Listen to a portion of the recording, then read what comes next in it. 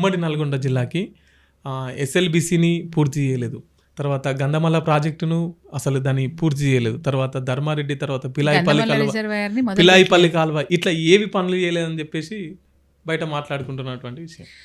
నేను చాలా స్పష్టంగా చెప్తాను మీకు. పిలాయిపల్లి కాలువ అయినా, ధర్మారెడ్డి కాలువ అయినా, బునాదిగాన్ కాలువ అయినా, ఈ మూడింటికి ఆధారం మూసీ నది.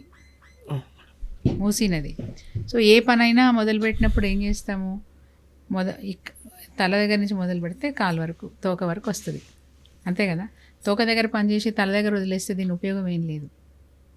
సో మనము మూసీ నదికి సంబంధించిన ఈ 3 కాలువలు బాగా కావాలంటే హైదరాబాద్ నుంచి ప్రయాణం చేస్తున్న ఈ మూసీలో అనేక కాలుష్యాలు ఉన్నాయి. ఈ అనేక కాలుష్యాలని అరికట్టాలి. ఈ కాలుష్యాలను అరికడుతూ దాంట్లోనే అదే నదిలోకి గోదావరి నీళ్ళు కూడా తీసుకొచ్చి కలపాలి అనేది అప్పుడు కేసీఆర్ గారు ప్రభుత్వం చేసిన ప్రణాళిక. ఆ ప్రణాళిక తగ్గట్టుగా హైదరాబాద్లో ప్రయాణం చేస్తున్న మూసీ నదిని ప్రక్షాళన చేయడానికి అనేక ఎస్టీపీల నిర్మాణాలు, దాదాపు 25,000 కోట్లు పెట్టి దాన్ని శుద్ధి చేసే ప్రయత్నం చేస్తున్నారు.